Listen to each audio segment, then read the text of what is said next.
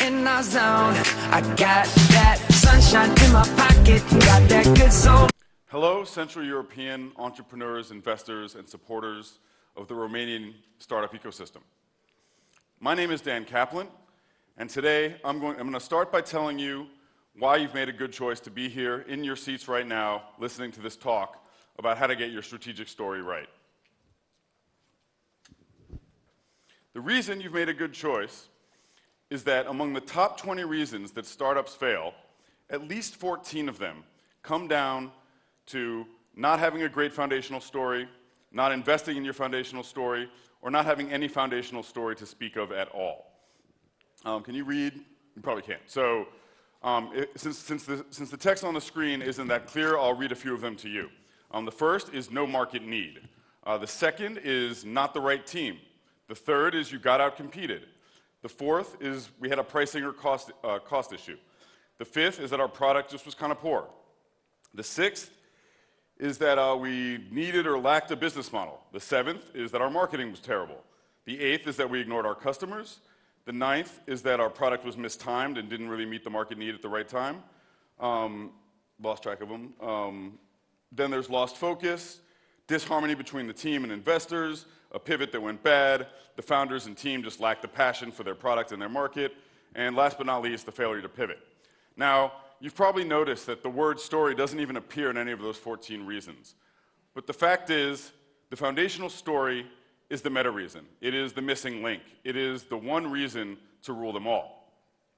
This, by the way, was put together by a research company that, called CB Insights that looks at the valuations and stories of the valuations as much as they can of private companies and tries to understand what's going on. And they analyze, I think, 101 startup postmortems, which are the blog posts that founders write after their startups go up in smoke, get sold for scraps, or get acqui-hired by a more successful company. So this is what they came up with when they looked at that. So probably by now you're like, what exactly is he talking about? What is the story with a foundational story? Well, I've spent the last few years iterating on my definition of the question, my definition of that term, and here's my answer to the question. Your foundational story is your answers to the 6 most important questions about your startup. What is your product? Why are you building it right now? What is your product and why are you building it right now? Why do your customers need your product either yesterday or today? And what kind of transformation does it create in their lives? Why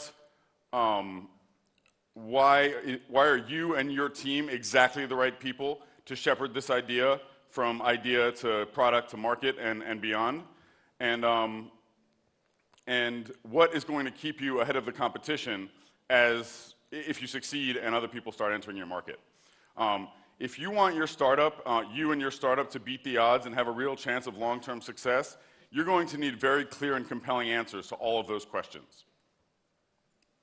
To make all of this concrete, I'm going to give you 3 examples of foundational stories. One very successful one from the consumer world, another from the B2B SaaS world, and a third that was one of the big, most significant epic failures in foundational storytelling that I've seen in technology in a long time. So let's start with the first. So Snapchat is probably one of my favorite startups to come out of Silicon Valley, or actually not Silicon Valley, LA, the tech ecosystem in the last few years. And it's not because I like the app. I'm a little old for that. I've probably used the app maybe twice. But what I love about Snapchat is that the CEO and founder, Evan Spiegel, truly understands his foundational stories all the way through. So what are these foundational stories? Well, young people, especially under 30 years old, but pretty much everyone, but young people especially, have a fundamental need for self-expression and socialization with their peers. When Snapchat showed up, the 2 dominant online social networks at the time were Facebook and Instagram. And while both of those met the bar for the self-expression part, both came with really tremendous pressure to present the most perfect version of yourself and your life to the world. Because after all, on Facebook and Instagram, there's a high probability that your real friends, your not real friends, your bosses and future bosses and loved ones or not loved ones or exes will see what you've posted and judge you forever as a result. But when Snapchat came out, it would be fundamentally different. For one thing, the images and videos you posted would be ephemeral. They would be there for a little while and then be gone forever. For another thing, and maybe even more importantly, the likes and comment mechanic that provide that form of social validation that is both addicting and terrifying, were not built into the product. So for the first time in a compelling mobile experience, young people, teenagers, and millennials could express themselves with a much lower degree of self-consciousness. And to a developing identity, that is incredibly important. And so you could share a very poorly shot or goofy or embarrassing photograph or video and not be worried that it was going to get you fired or cost you a job you might want in the future, or that someone you cared about was not going to give you the digital thumbs up. And because of that fundamental need that it met in its target customers, Snapchat has grown, despite a pretty mediocre onboarding experience and initial user experience, to a customer base of over a couple 100 million users, is preparing for a $25 billion IPO, and is probably on track to be the most dominant, the most significant medium-term threat to Facebook's dominance. And that's, the product obviously matters in that, but the product emerged from a story about what was lacking for teenagers in the online social world space. So that's Snapchat on the consumer side. On the B2B side, there's Slack. And so Slack's foundational story is different but also compelling. So email, as you probably know, is built on a foundation, a 40-year-old foundation that was originally designed to help the scientists who built the early internet make lunch plans and share really stupid scientist jokes. And despite that really primitive, sort of mediocre basic foundation, the knowledge workers of the 21st century are using email to manage projects and tasks, communicate about everything, and navigate most of the work that they have to do.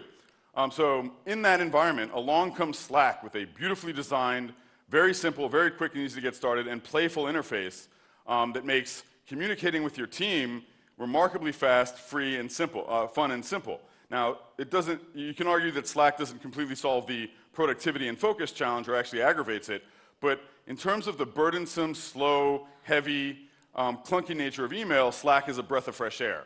And because of that, it wasn't able to get initial traction. And by the way, if you hadn't noticed, Slack, a team at NASA used Slack to launch a robot from the Earth 60 million miles off of or 60 to 90 million miles away from the planet and land a robot gently on the surface of Mars.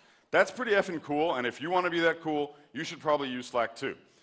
That simple, compelling narrative is one of the many factors, but maybe the determining factor in taking Slack from a gaming company that got no traction into an enterprise software company that is maybe the fastest growing B2B app ever, with a valuation of $100 million, an annual recurring revenue of $100 million, a valuation of $4 billion, and millions of paid users in under 4 years.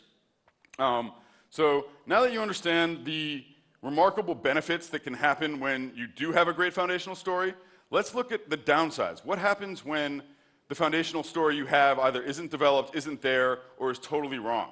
And to explain that, I'm going to illustrate one of the most classic epic failures of the technology landscape that I can think of in the last few years. And I'm talking, of course, of Google Glass. So you probably remember Google Glass because, well, it's not that well known, but in the early days of Google Glass, before it was even announced to the public, there was a very harsh internal debate going on inside Google X, which is the lab that is responsible for a lot of Google's moonshots. And that debate was between a camp that said Google Glass was very early and should be focused on very basic utilitarian business-based use cases. And on the other side were people who were arguing that it should be a piece of fashionable faceware that consumers wore on their face all day. And as this image of Sergey Brin and the fashion designer Diane von Furstenberg demonstrates, you can see who won the debate. The problem is that that story was completely wrong. The idea that consumers in 2014 or 2013 would wear a camera on their face all day with a little screen in the upper right periphery of their vision was, to say the least, completely insane. And a foundational story exercise where they actually analyzed what they were promoting through this foundational story lens could have actually avoided this entire disaster. So let's walk through what that would have looked like in the way I would have done it if I were there, or advising them, or something like that.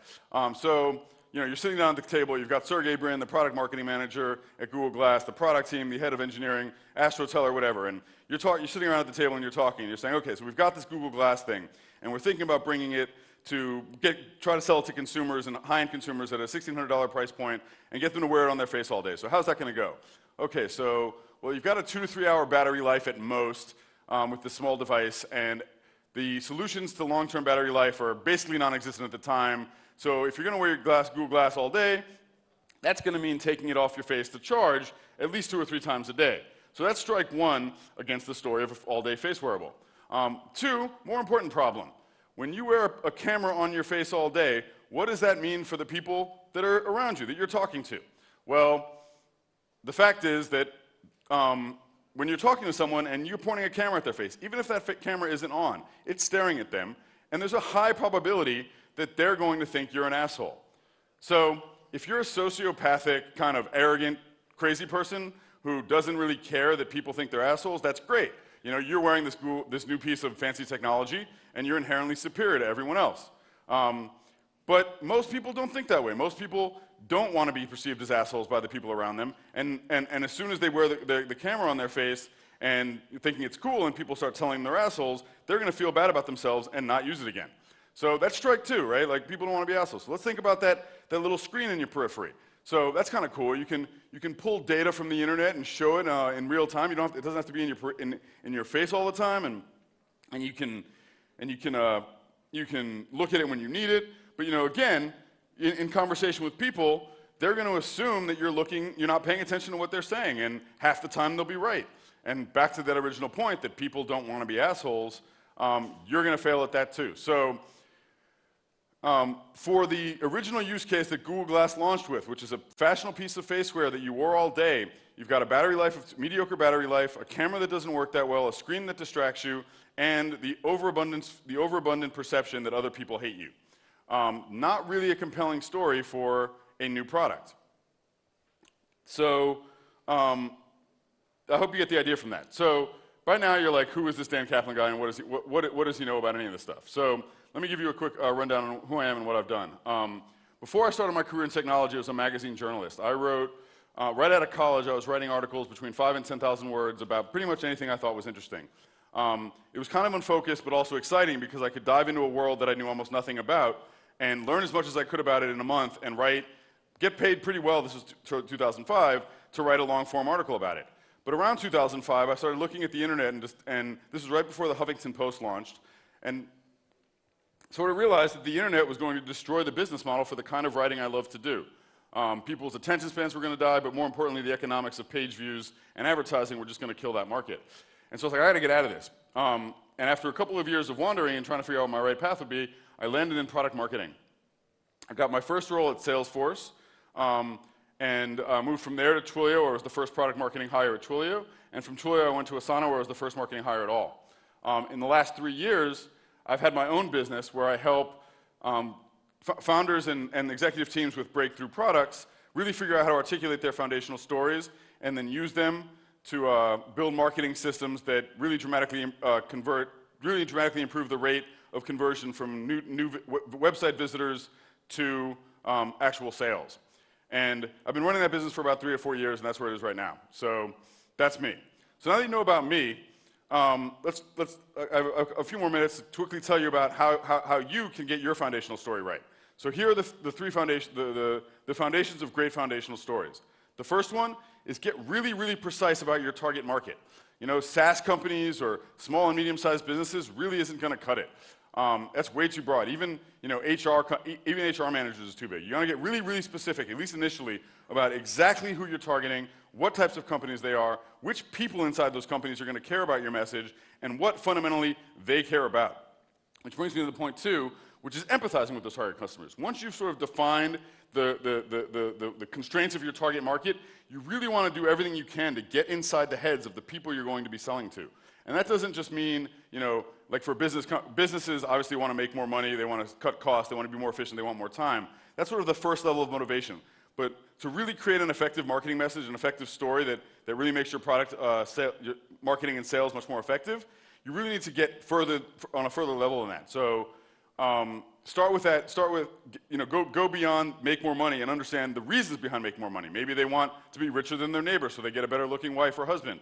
Maybe they want a nicer car, so attracting new mates is a more reasonable thing to do. And once you sort of got those core things, those core desires inside your customers, you want to really articulate your product's value in language they completely and instantly understand.